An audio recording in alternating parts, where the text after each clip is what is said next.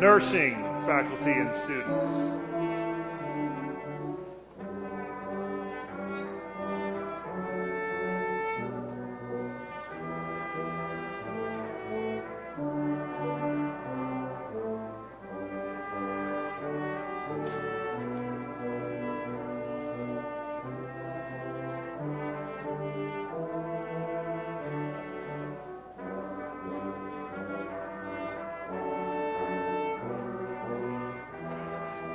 Psychology, faculty and students.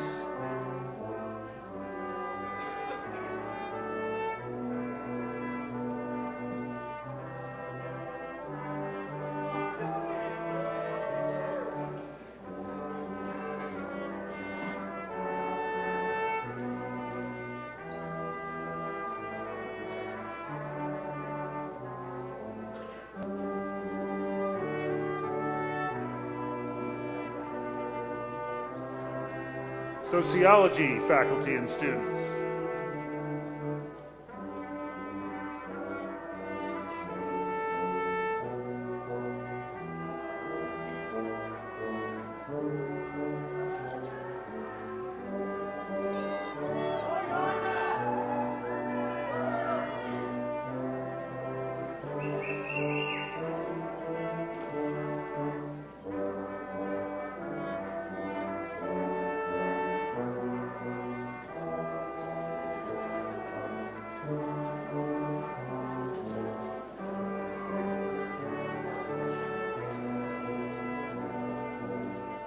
Teacher education, faculty and students.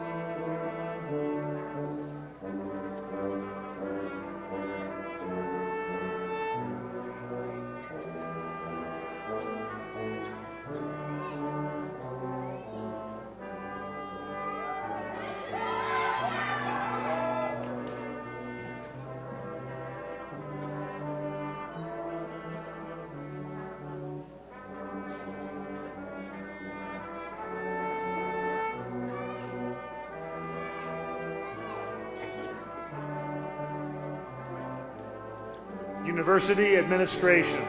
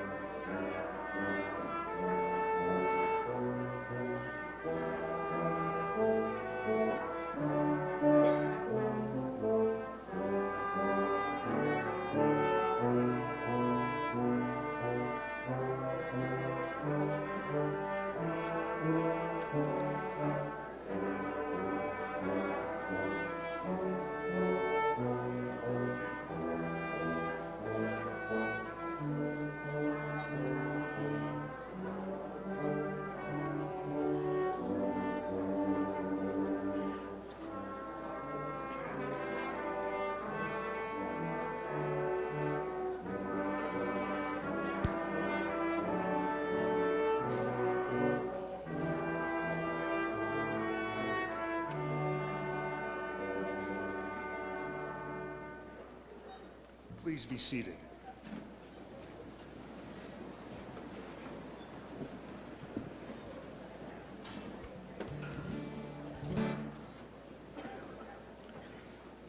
We will now listen to Wide Open by Don Richmond, performed by Don Richmond.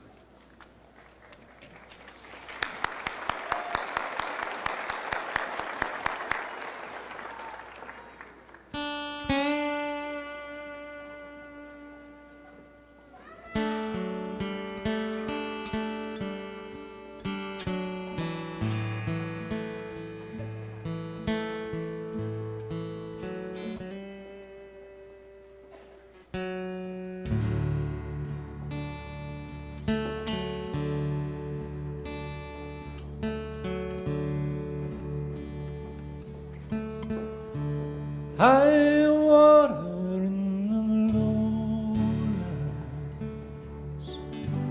flags bluer than the sky, lambs playing like they don't know why they're here.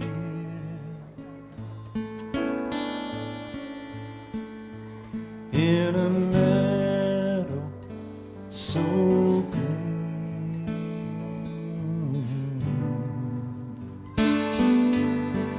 that it could split me wide open, like I've got no skin. Wide open, I just can't take it.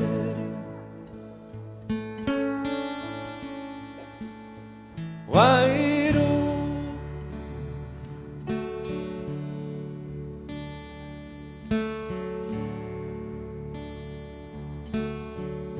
snow runs clear down the mountains to the gray cloud piled up so high, rain on the sage perfume like clouds first breath. As the rainbow curtain comes down,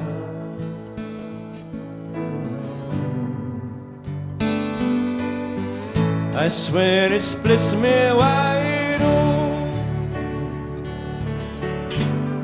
like I ain't got no skin. Wide open, I just can't take it.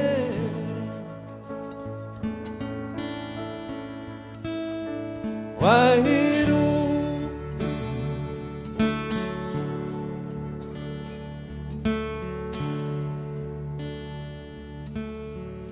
and so I reach across to touch you, try to tell you how I feel.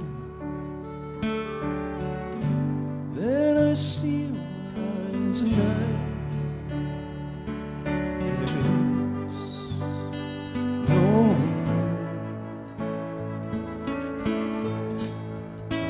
all this and more, a shining veil.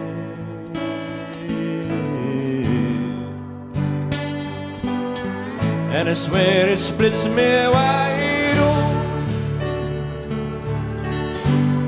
to the seven seas and four winds.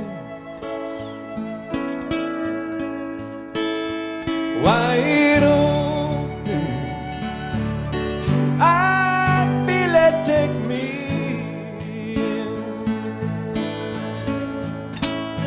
Wide open,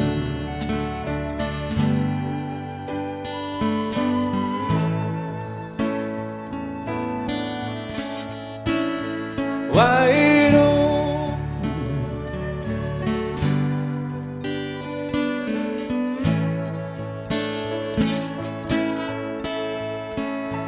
wide open.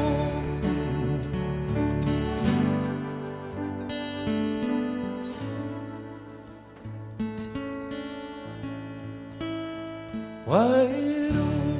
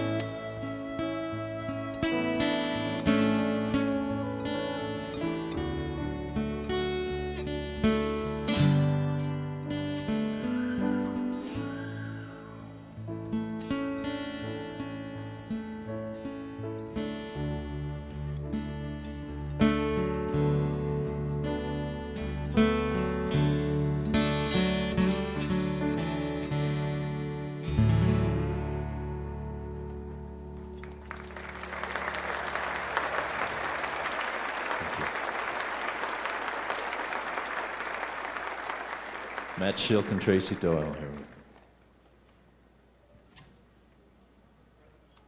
Adams State University, Dr. David Svaldi.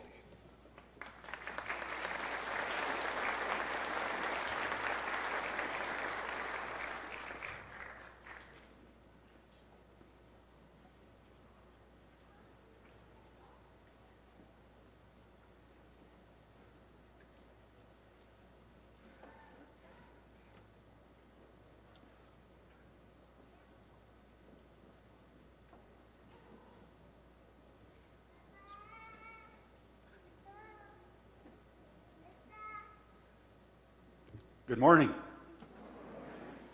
Are you graduates excited about this? Almost graduates, I'm sorry. I got ahead of myself. Welcome everyone to our fall 2013 graduation ceremony. It's great to have so many of you here on this beautiful brisk day in the San Luis Valley.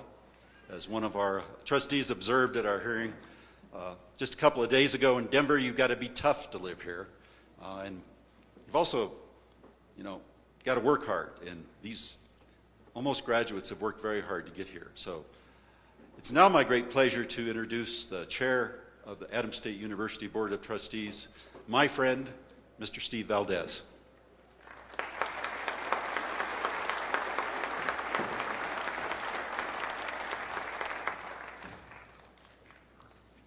Thank you, Dr. Svaldi. First of all, I would like to introduce our governing board of this Adams State University. If you'll please all rise.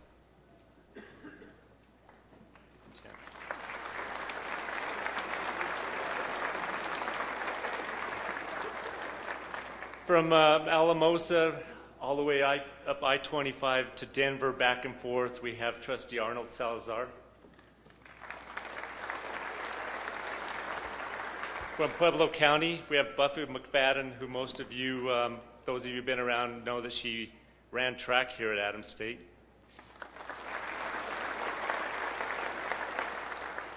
From San Luis Valley also, one of the hardest working behind the scenes member that I know, Mr. Leroy Salazar. Out of Denver, an individual who volunteers for anything that comes up on the board itself, Mr. Paul Farley. And then two new trustees that we have joining the board starting this year as of today, Mr. Randy Wright, local, and Mrs. Kathy Rogers from Alamosa. Also out of the Front Range, Denver, Mary Griffin. And on the end there, Mr. Tim Walters, who actually about 6 years ago came to me and told me that I needed to do something, get involved, make something of my life. Thank you, Tim.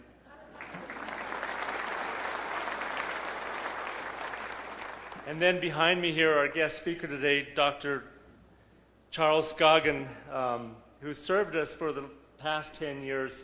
And I can tell you, Dr. Scoggins, for the past 10 years of service, which equates to 1 million more in miles of knowledge, we appreciate everything that you have shared with us. Thank you.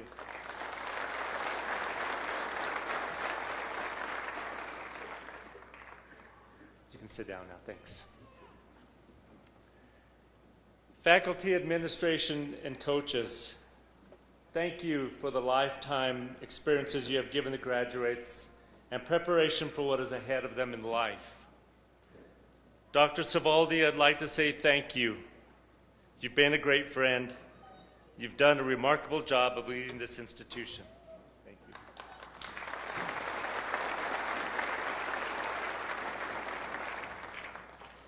And the graduates, the most important piece of why we're here. First of all, thank you for choosing Adams State University. You've become a part of the solution to this institution's success. And I guess if I could give you a word of advice after serving on the board for the past 6 years, it would be to sit down and write a plan of where you want to end up. And I'll tell you why. I remember a professional boxer who once in a while he would say something halfway decent. I don't have a lot of respect for him. His name is Mike Tyson. Once said, everybody has a plan until they get punched in the face. Doesn't that just sound like him? Thursday, we testified before the Joint Budget Committee for Higher Education, and as we waited our turn, we received word of other institutions, for a lack of better words, were getting beat up over their performance. I could tell you it was very comfortable knowing that since 2005, this administration and governing board, and I mean administration, I think this started with Dr. Svaldi and Vice President Mansheim. Bill, wherever you are, could you please stand? I know you're here someplace. Thank you. Sat down, had a vision, and wrote a plan that today is working.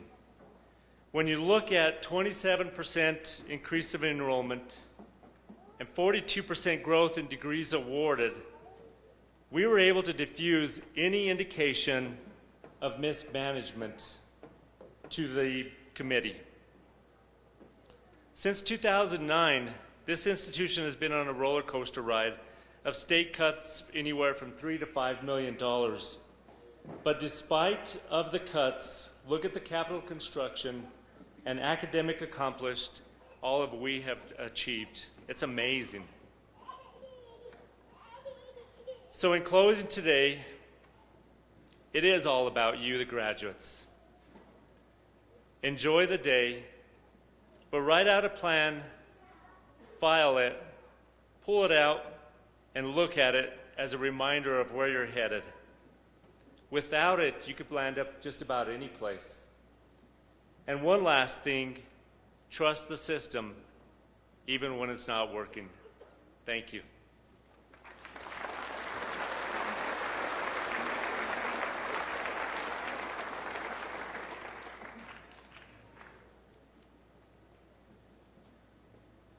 And now with a message from our graduating class, Chelsea Oden. Chelsea?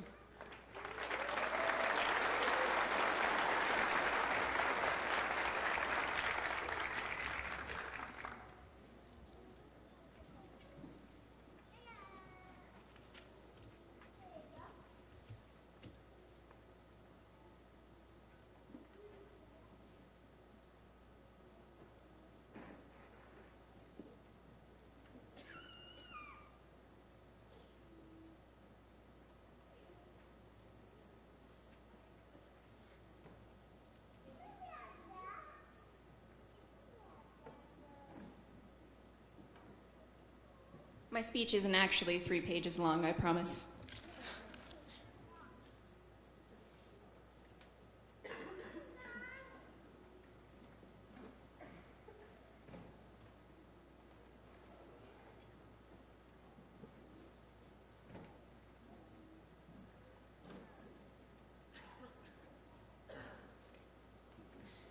All right, welcome, parents, guardians, siblings, professors, mentors, friends, peers, distinguished guests. It is my great privilege and honor to address you here today. We are here to celebrate and recognize the accomplishments of the class of 2013. Can I hear a yeah from the class of 2013? Awesome. Congratulations, fellow graduates. We've made it. Please give yourselves a round of applause.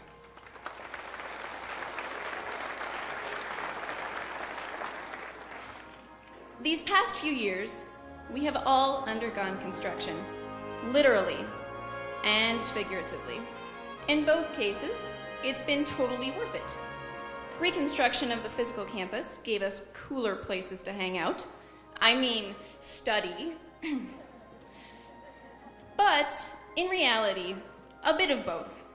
We have undergone construction ourselves, narrowing, expanding, deepening our academic horizons, learning about ourselves, who we are when life steals the ground from underneath our feet, how we fall, but most importantly, how we stand up again, and even how we dance. Discovering through challenge our strength. If you are sitting here today, you are different than you were a few years ago. You are smarter, you are broader and deeper. For the discipline required to be here, you are stronger. After all, who are you not to be? In the words of Marianne Williamson, our deepest fear is not that we are inadequate. Our deepest fear is that we are powerful beyond measure. We ask ourselves, who am I to be brilliant, gorgeous, talented, fabulous? Actually, who are you not to be? Class of 2013, I commend you because you are brilliant, you are gorgeous, you are talented, you are fabulous. Anyone who argues with this obviously hasn't seen the medicine show in recent years. Just saying. But seriously, each and every one of you has the hard-earned right to be here today. You are powerful beyond measure. With great power comes great responsibility. Fellow classmates, to you, I call the responsibility to keep learning. Your diploma is not only a certificate of your accomplishment here, but a challenge to continue the adventure of growth and expansion, a challenge to always be curious. Class of 2013, when we walk out of these doors today, we will no longer be students of Adams State University, but I hope that as graduates of Adams State University, we continue to be students wherever we go. Finally, as you look forward, do not forget to look back. In fact, take a look now at the faces of those who surround you. Parents, guardians, siblings, professors, mentors, friends. We would not be here today without you. Class of 2013, please stand and let's take a moment to thank them.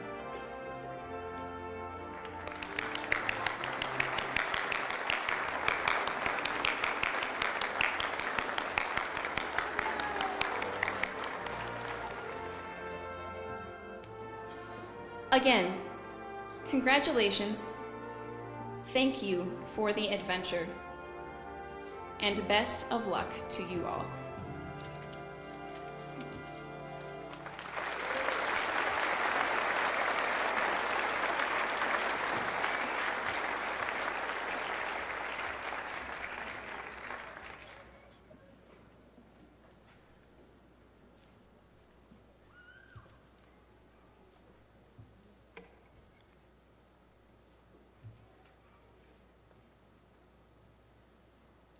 Chelsea, thank you. That was awesome. We're really glad you chose Adams State University. I know that you came from elsewhere, but thank you. I'm very happy today to introduce our speaker, Dr. Charles Scoggin. Dr. Scoggin has founded and led several biomedical businesses. He is currently CEO of N30 Pharmaceuticals, a Boulder, Colorado-based company focused on developing human therapeutics that promote organ repair, regeneration, and healing. He serves as a trustee for us, Adams State University, as well as the Denver Zoo, and is a member of the Western Stock Show Association. He's an emeritus board member of the Center of the American West and has a particular interest in issues of health and the American West. Dr. Scoggin was also honored to be the 2013 Executive in Residence at Colorado School of Mines. Dr. Scoggin received his medical degree from the University of Colorado and training in internal medicine at Duke University and pulmonary medicine and critical care in the Division of Pulmonary Sciences at the University of Colorado and training in molecular and cellular biology at the University of Colorado and the Eleanor Roosevelt Institute. He's held many leadership positions at the University of Colorado, including being professor of medicine and the clinical director of the Department of Medicine. Dr. Scoggin has received numerous awards and recognitions. He was teaching and research scholar of the American College of Physicians, a fellow of the American College of Physicians, research scholar of the American Lung Association, and fellow of the American College of Chest Physicians. Dr. Scoggin has authored over 150 scientific articles, book chapters, and abstracts. He's also authored op-ed articles and essays for the New York Times, the Chicago Tribune, and Scripps Howard newspapers. Dr. Scoggin is married to Karen Louise Scoggin, his wife of 33 years. They have 2 children, Charles Fitzhenry Scoggin, a junior veterinary medicine student at Colorado State, and Tamar Victoria Scoggin, a graduate student in anthropology and museum studies at the University of Colorado. Charles has served with distinction on Adams State University's board since its inception over 10 years ago. He's been our great, quiet, but effective leader, passionate about Adams State's mission and caring about Adams State's students. He will be greatly missed. It was also noted in his biography that, predictably, he falls off or under a horse every 2 years. So, here upright today, ladies and gentlemen, Dr. Charles Scoggins.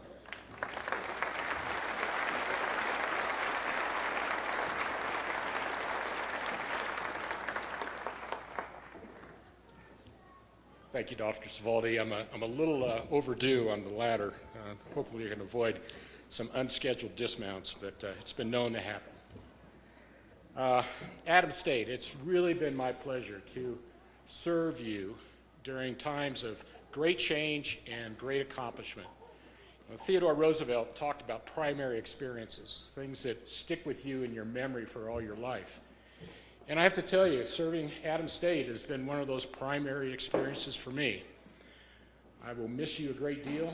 I have to tell you, I feel a bit sad, but even great stories have to come to an end. So, honored guests, fellow trustees, faculty, staff, coaches, soon-to-be graduates, and perhaps most of all, families, I would like to start by answering a question that actually was posed to me yesterday by Trustee Griffin, and I'm sure it's a question that is in many, if not most of your minds right now. And it's an important question, and it's a question actually that can be answered fairly accurately. And the question is, how long? The answer is 11 minutes. So start your watches. Commencement speeches in general are a time-honored exercise where an elder person, fresh from one stupid mistake after another, that would be me, tries to give advice to people that are excited, ready to start off on their life's next journey, and that would be our soon-to-be graduates. But I think it's appropriate that we also praise stupid mistakes and perhaps failure as well. That eminent social philosopher Mary Kay Ash, who founded Mary Kay Cosmetics and built it into a multi-billion-dollar corporation, was quoted as saying, "We fail forward to success." And Winston Churchill also defined success as moving from one disappointment to another without losing your enthusiasm. So I thought about my advice. What could I say to you all? I came up with some banal, platitudinous things, which actually have some value, I guess. I mean, things like pay off your credit cards, or better yet, cut them up. Don't drink and text message. The new definition of forever is what you post on Facebook. Never count on anything and you'll never be disappointed. But then again, you may be pleasantly surprised. This is sort of the nihilist delight. And, if at first you don't succeed, redefine success. Or a variation on that, if at first you don't succeed, skydiving is not for you. For several years, there circulated on the internet a commencement speech that Bill Gates gave to the Whitney High School graduating class in Versailles, California. Gates gave simple aphoristic advice on 11 important lessons in life, 3 of which I'll share with you, one of which is television is not real life. And that's whether it was schools have done away with winners and losers, but real life has not. And if you mess up, it's not your parents' fault. Good advice, but I have to tell you, it was all bogus. I'm tempted to use a more organic characterization, but in light of the fact there are children in this audience, I'll avoid the cable TV version and say it was all BS. Gates never said a thing.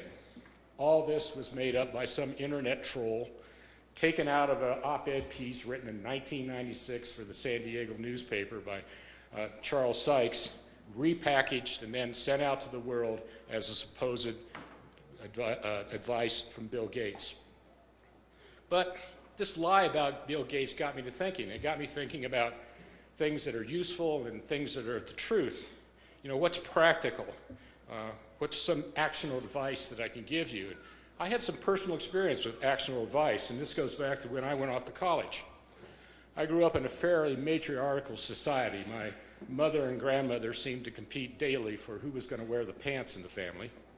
But when it came time for me to get ready for college, they thought it wise that they get a Y chromosome involved.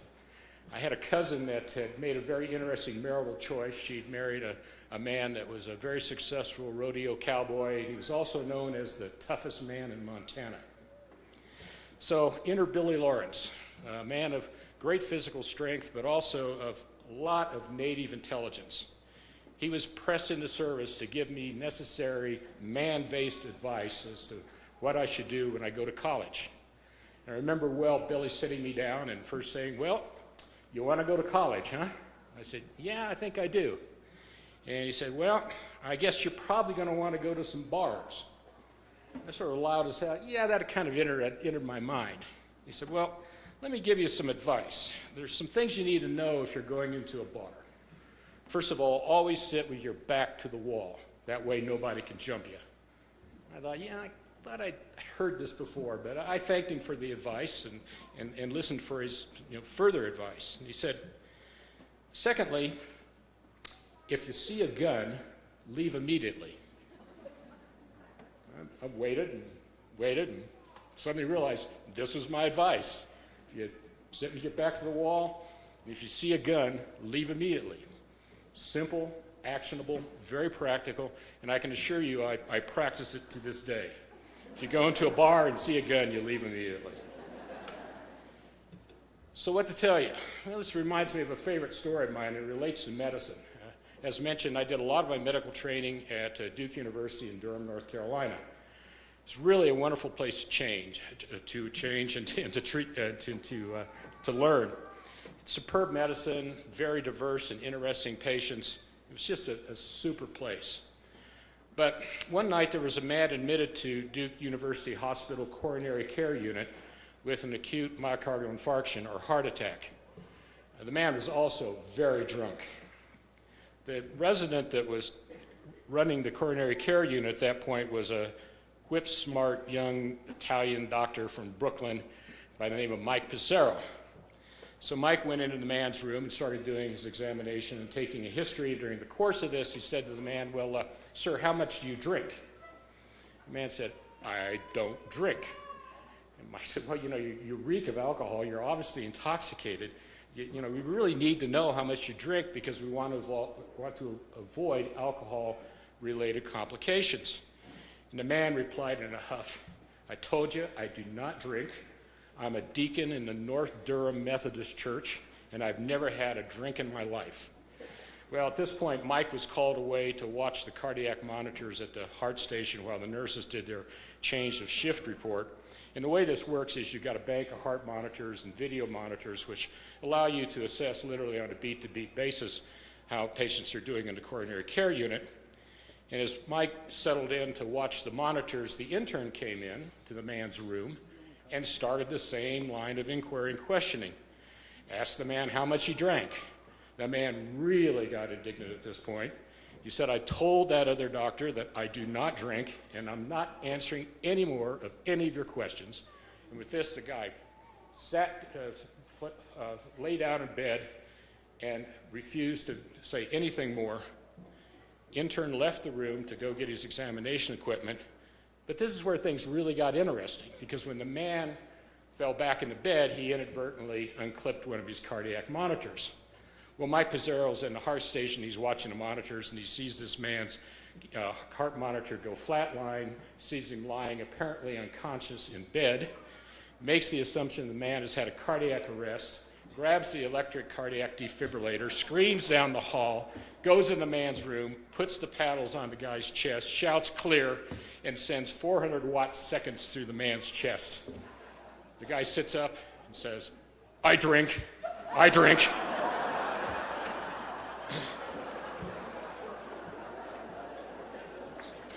So, to this day, Mike Passero is known to many of us as Paddles Passero, and presumably the deacon of the North Durham Methodist Church is much more inclined to tell the truth.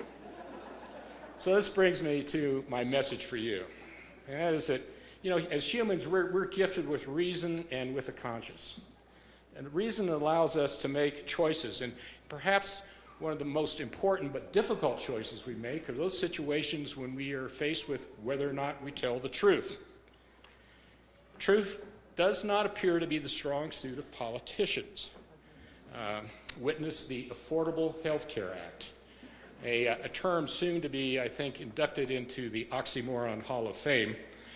But as we watch people say, who said what I really meant to say, and all these sort of things, it reminds me of the words of President Harry Truman, who said about the truth. He said, when Republicans stop telling lies about Democrats, we'll stop telling the truth about Republicans.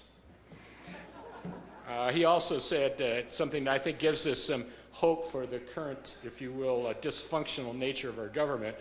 As Truman said, whenever you have an efficient government, you have a dictatorship. He also said it's the C students that rule the world.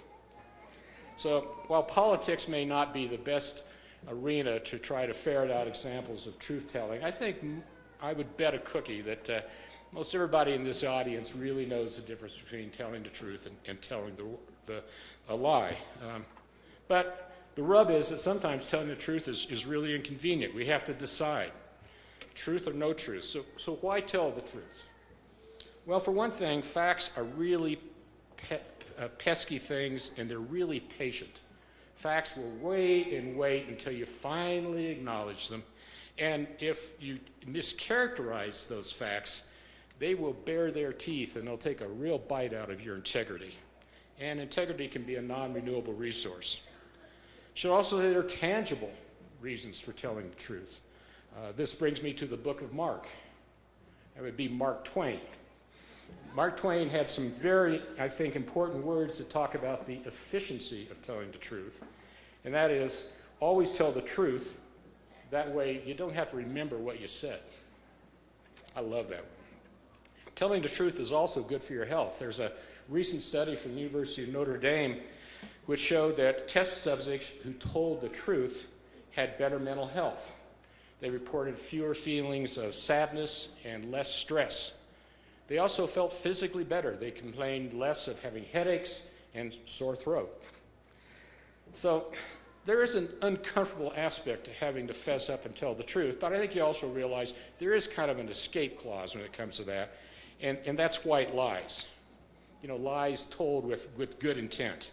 Lies like the answer to, how do I look in this dress? Or questions like, how long is your commencement speech going to be? 11 minutes. These are basically ones which help us get out of uncomfortable situations without necessarily hurting feelings or totally bending the truth. Of course, I've done all the reading for this course. A white lie soon to be in many of you's rearview mirror.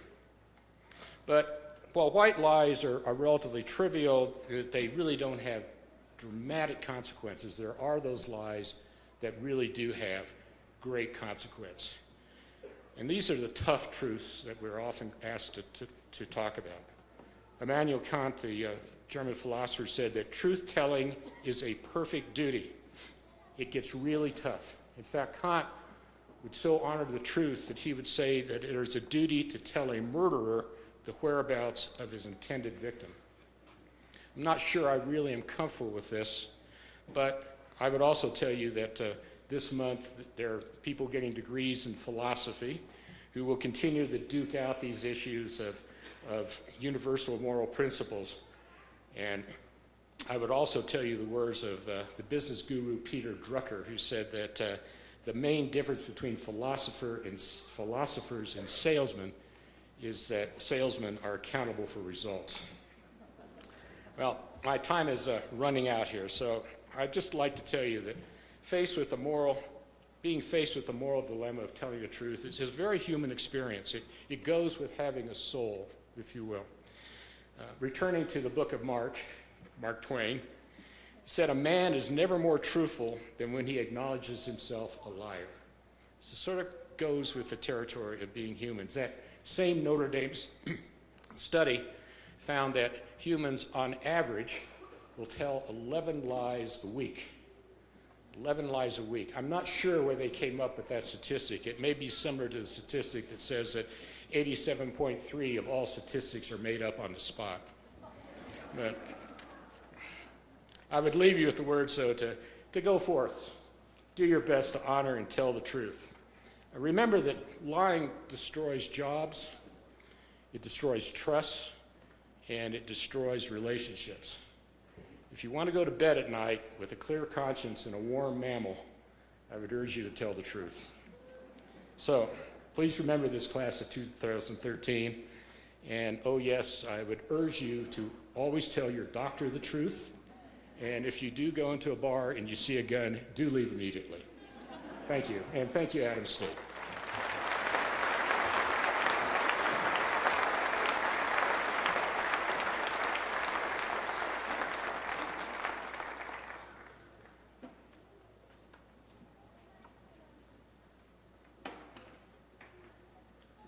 I would like to invite Dr. Kay Watkins to come to the podium and give us a message about almost Dr. Don Richmond.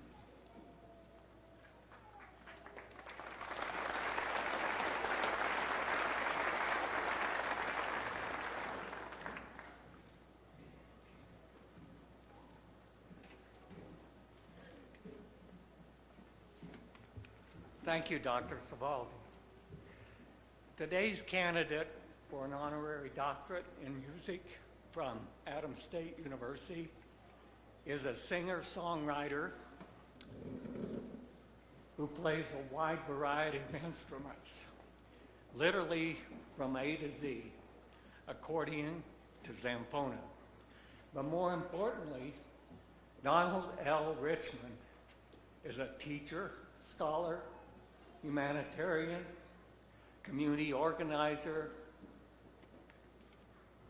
and a role model whose work impacts not only the San Luis Valley and northern New Mexico, but the nation.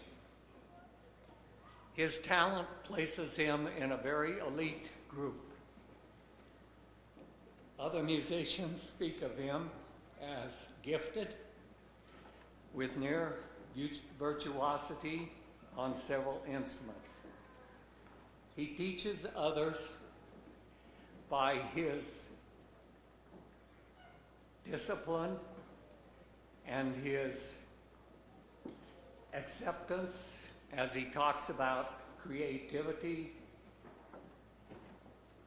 self-worth, and freedom of expression. Since 1970, Don has played thousands of venues. He's released 6 solo recordings, as well as 4 recordings with his bandmates from Tumbleweed, 3 with his bandmates from Hired Hands, and 1 with his bandmates from the Rifters. He owns and runs Howling Dog Recording Studio, where more than 100 albums have been recorded. He has raised funds for music scholarships and for a recording studio at Adams State University in memory of his father, the late Ed Richmond, Professor Emeritus of Music at Adams State. He has a close relationship with the members of the music department at ASU and has been an invited guest lecturer there.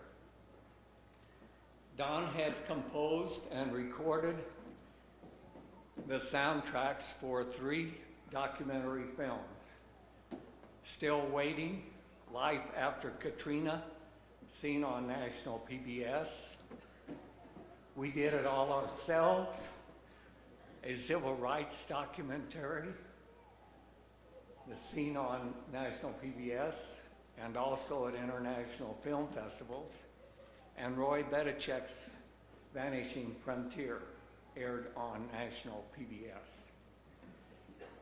He has been a guest artist and an Aesthetic Institute instructor for the Colorado Council on the Arts, and has authored a book on the psychology of creativity and performance titled Getting Your Music Past the Fear, available from Amazon. Don has helped numerous musicians get their music to the public. If necessary, he can play whatever instrument is needed to make their recording sound as good as possible. Don has volunteered his talents for many public causes, including Alma, Alma's Live Music Association, which he helped start, and the Crestone Music Festival.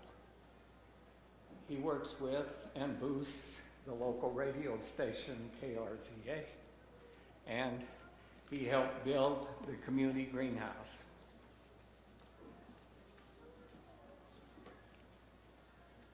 He has volunteered because of Don, people in the San Luis Valley and northern New Mexico have access to much more high-quality live music than otherwise would be possible. Don is a self-educated Renaissance man who was salutatorian of his high school class, but chose to play music in the School of Hard Knocks over higher education. Dr. David Klemmer and I believe Don is most worthy of an honorary doctorate in music. When I asked Dr. Svaldi if he needed more letters of recommendation, which I knew would be easy to come by, he said it wasn't necessary. And I think that speaks very highly of Don. People who know him respect him very much. And I congratulate you. Thank you.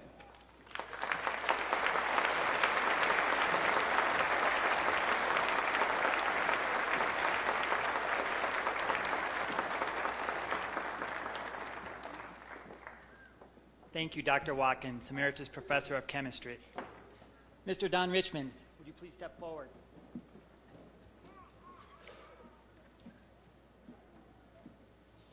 Through your extraordinary work as a singer, songwriter, composer, and author, you have influenced the world around you through the power of your music. With an innate understanding of music's ability to unite, energize, heal, and empower, you have shared with us a lens through which we experience our humanity. Your kindness, compassion, and dedication to your community adds richness and value to our everyday lives. We are honored to bestow on you the degree Doctor of Music Arts.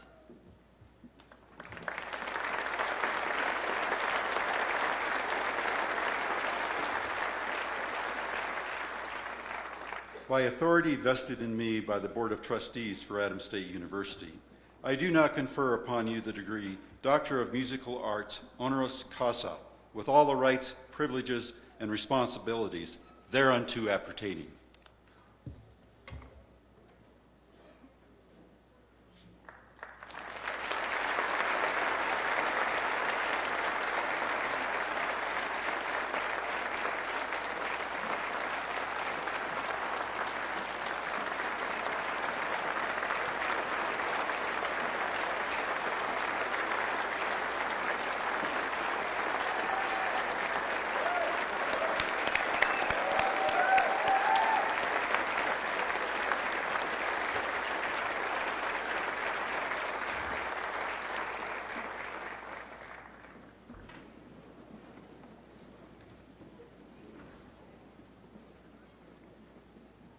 will the Associate of Arts, Associate of Science, Bachelor of Arts, Bachelor of Science, or Bachelor of Fine Arts candidates please stand?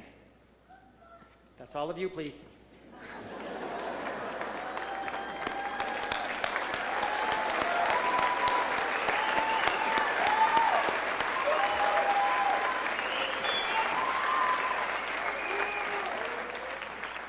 Feels good to stand, huh?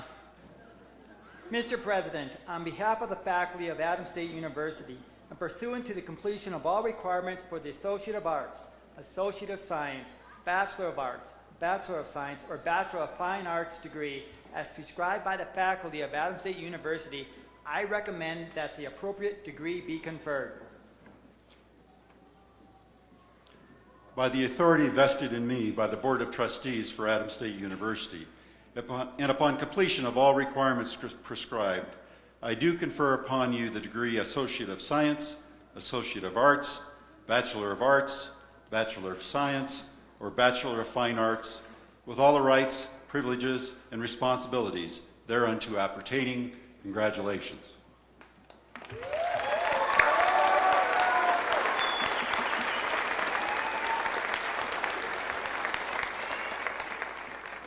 Will Dr. Ed Crowther and the associate degree graduates please approach the platform?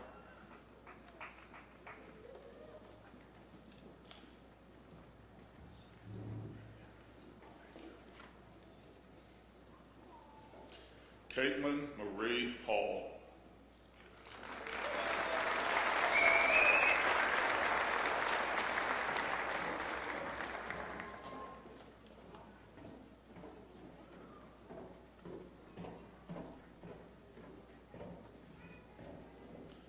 Bachelor's degrees in art, please approach the platform.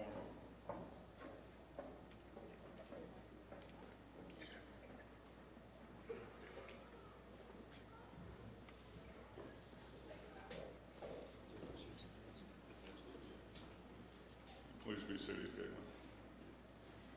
Louisa Rose Cheslock.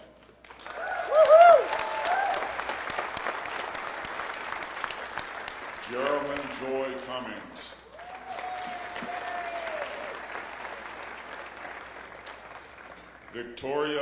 Victorio A. Mestis.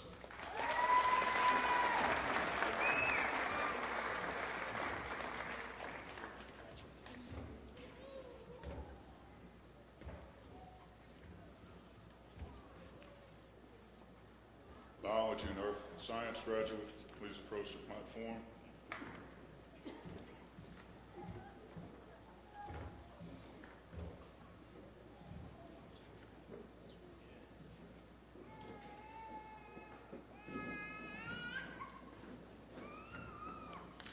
Benjamin Herman Lee Evans.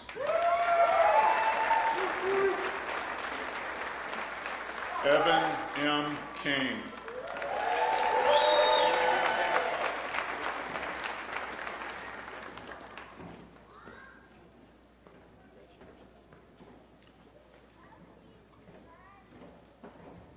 Business graduates, please approach the platform.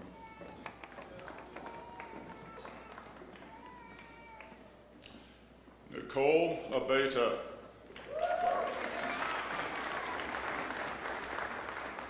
Kira Jean Adams. Katie J. Fawnin.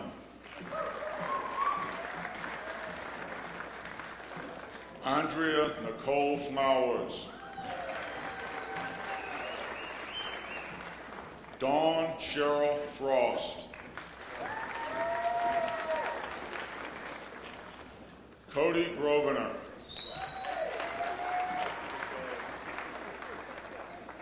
Bethany R. Heldman.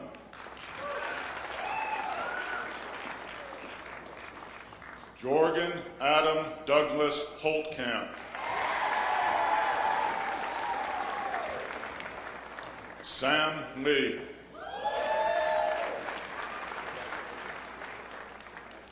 Adrienne Marcia.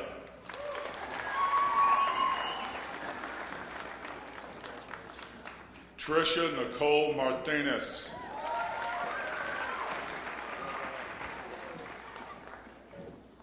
Jordan Lene McHenry.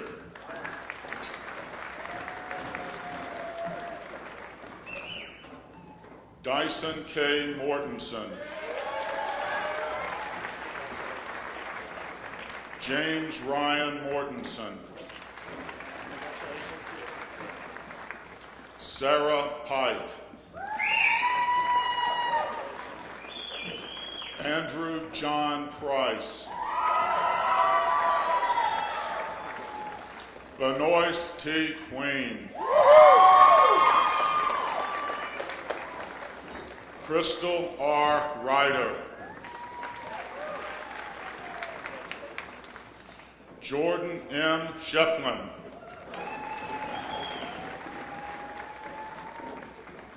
Caleb Clay Donnell Sims. Clayton R. Street. Ali Joe Wassinger.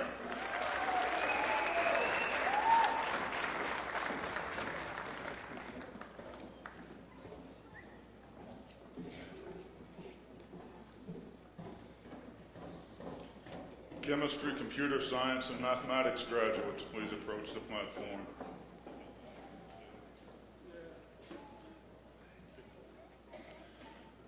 Raul Sanchez. Stephanie R. Savage. Weston Edward Shimamoto.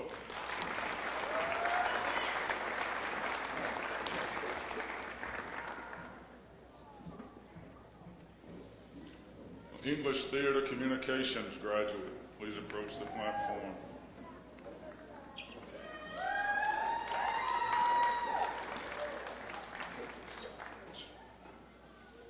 Brianna Anastasia Roybal.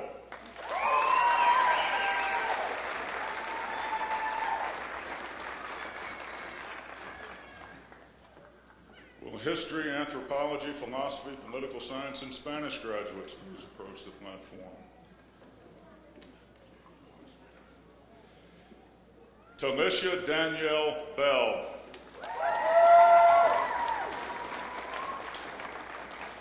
Zachary R. Johnston.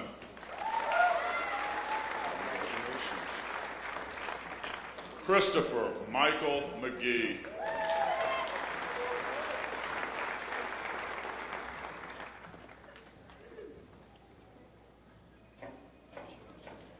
Will human performance and physical education graduates please approach the platform?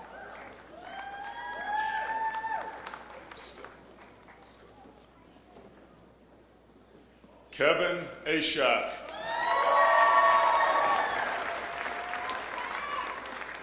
Pierce J. Fair.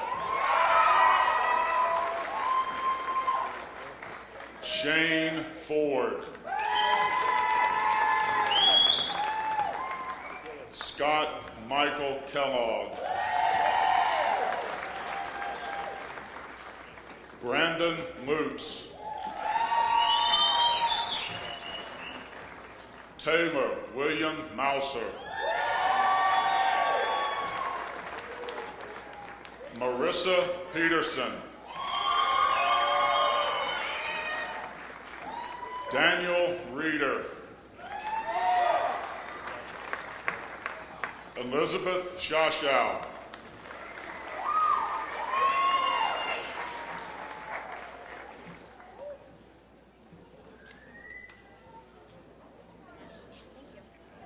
Will music graduates please approach the platform?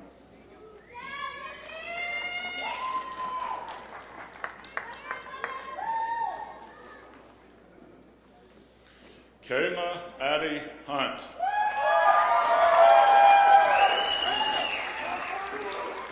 Chelsea Nicole Oden. A. Rose Strobach.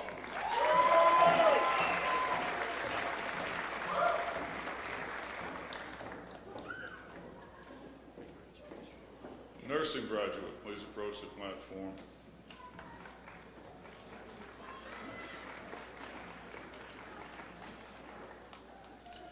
Anne-Marie Peterson.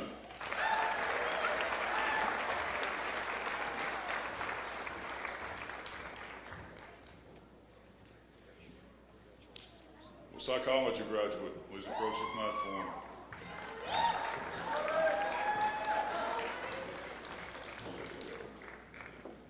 Dwight Cody Robson.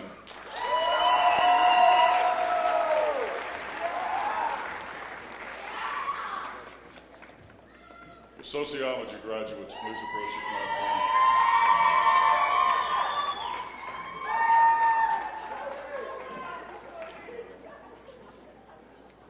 Elisha Carter. Joanna Casillas Medina. Zenobia Davis.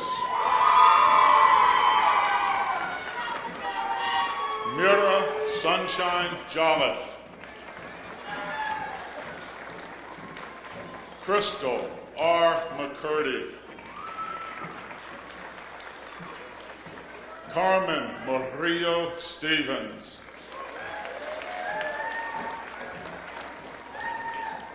Olivia Nicole Vilpando.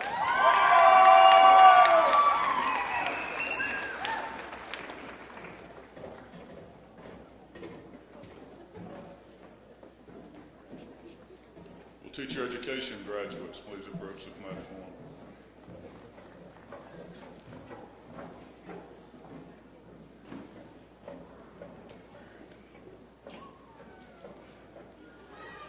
Victoria Danae Campbell. Passion Giselle Griffin. Kayla Osawa. Melissa Clara Sanchez. Martin N. Schellebarger. Kaylee Ann Smith.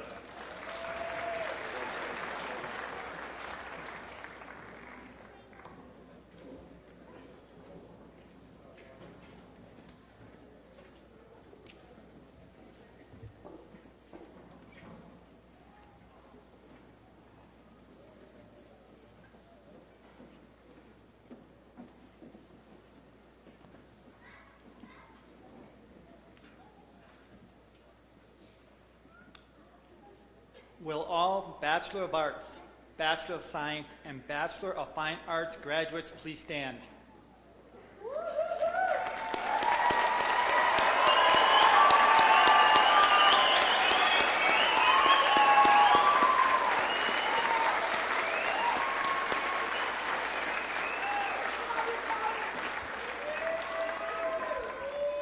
To signify your new academic status, Bachelor of Arts, Bachelor of Science, and Bachelor of Fine Arts graduates, you may now switch your tassel from the right to the left.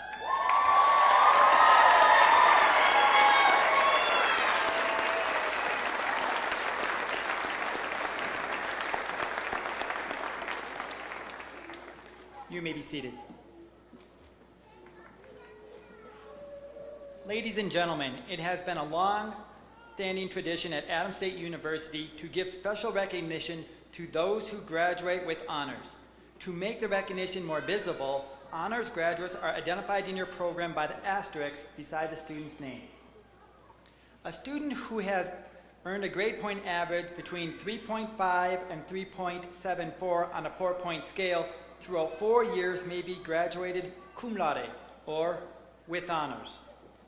A student whose grade point average is 3.75 to 3.89 throughout 4 years may be graduated magna cum laude, or with high honors.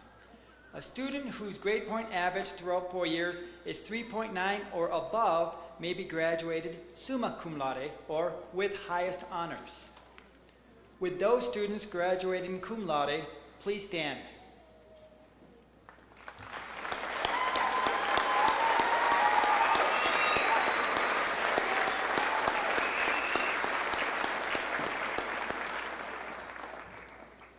With those students graduating magna cum laude, please stand.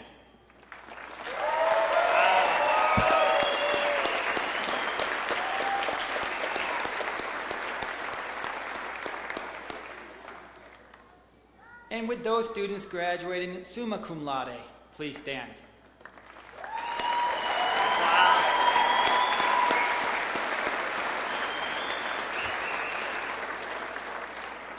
Summa cum laude, could you please stand again? That was pretty brief.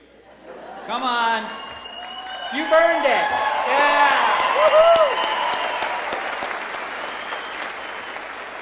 How about we have all the graduates stand one more time? Give them a big round of applause.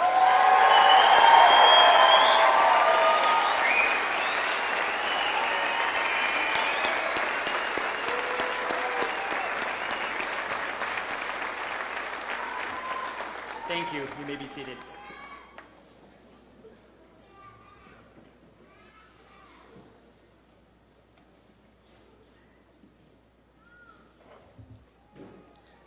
We have a number of special guests with us today that I would like to briefly introduce to you all. Friends and family of now Dr. Don Richmond, Terry McCartney,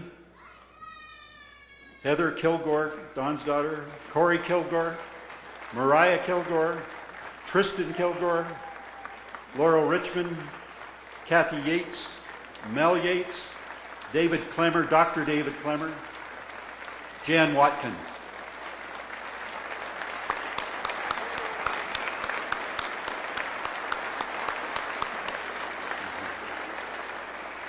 Thank you for being here to help us honor Don.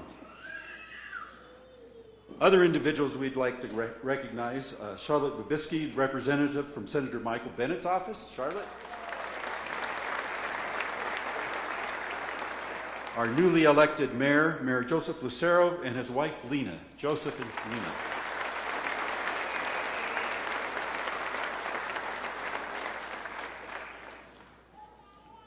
I think one of the few people in the country that we can call both former senator and now Dr. Lou Entz, friend and supporter of Adams State University.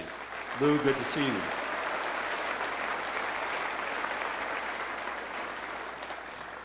And I'd like to recognize Dorothy Lucero and Kathy Mullins representing the Adams State University Foundation. Thank you. Also with us are Gary and Yvonne Evans. These are our student trustees family. Mr. Ben Evans, who you also saw get his degree today. So thank you for being here, Gary and Yvonne. And also, Ms. Peg Walters, Ms. Sandra Valdez, respectively married to Tim Walters and Steve Valdez. Thanks for being with us. Former trustee Gigi Dericadas and her husband Mike. Aaron from Senator Udall's office. Thanks for being here.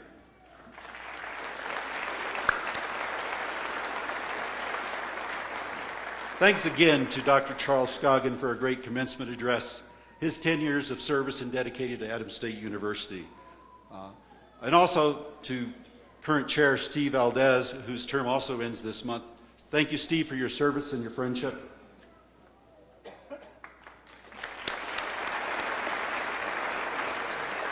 And of course, Don Richmond, who also honored us with his wonderful music. Don. And I also want to point out student trustee Ben Evans and faculty trustee Dr. Rob Benson. Thank you for helping the trustees.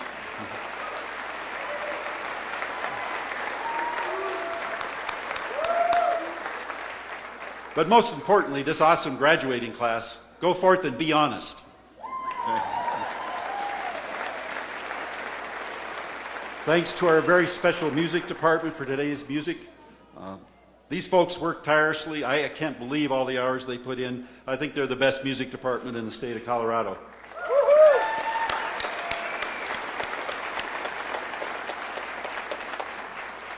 Let's also thank all those family members, partners who provided encouragement and support. If you're a spouse, brother, sister, partner, dad, mom, grandparent, great-great-grandparent, or child of one of the graduates, please stand and be recognized for your support.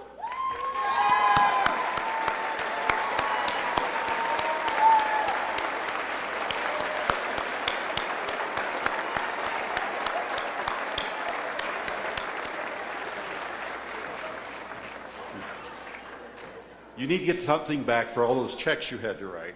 So, next, we all know we have a wonderful faculty here at Adams State University. It's their minds and hearts that make Adams State a special place. Will our faculty who have lectured, nurtured, graded, coached, and I know they're not done grading yet, but they'll continue to do that, worried about and advise these graduates to this success, please stand and be recognized.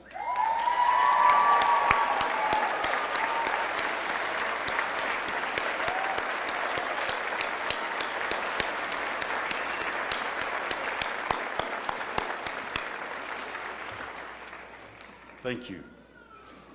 Someone pointed out to me that I shouldn't forget people who work long hours, unheralded, without whom the academic institution couldn't exist. So I want to recognize our hardworking librarians who put in many hours helping students learn research skills. They man the reference desk at all hours of the days and night, check out books, order interlibrary loans, and generally help our students grow as academicians. Would the librarians in the audience please stand?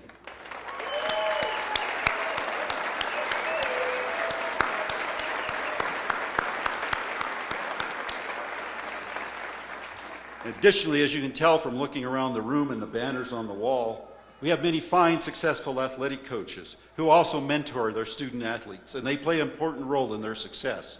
Will coaches and assistant coaches who are here please stand and be recognized?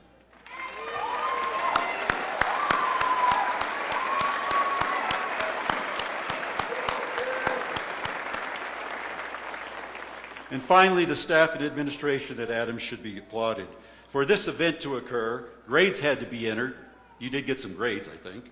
Bill payment accepted, degree plans audited, food cooked, buildings opened, and the other invisible processes that make the university run had to work. Will the administrators and classified staff please stand and be recognized?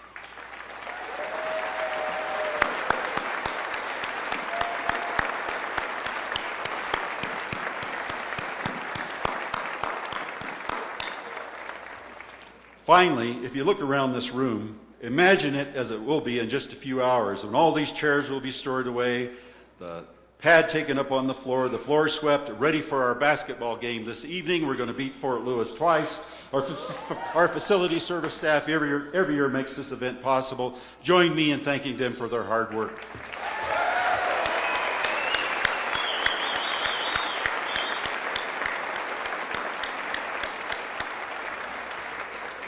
Have a great holiday season. Merry Christmas to all of you.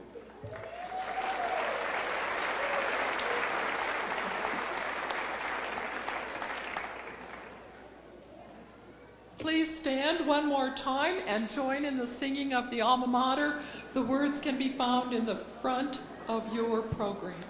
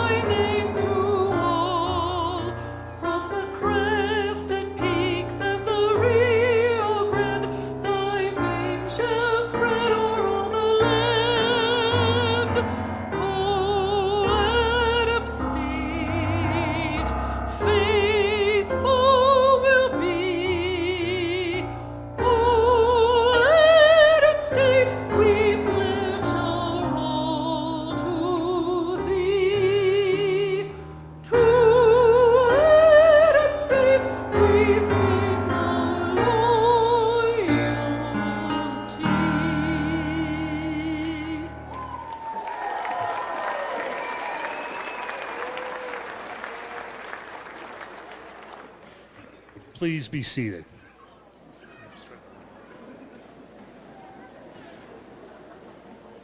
We request that members of the audience please remain seated until all graduates have filed out. Thank you. Will the ushers and banner carriers please take their positions?